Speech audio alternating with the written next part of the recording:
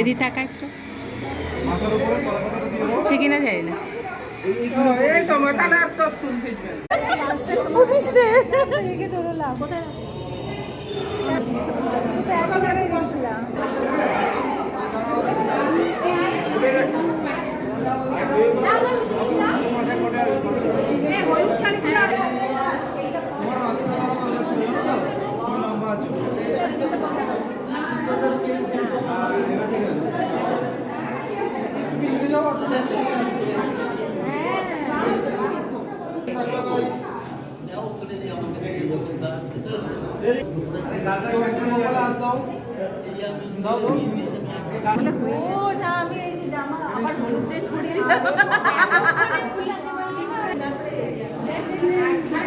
আগে রানিমার ফটোটা একটু তুলে নি,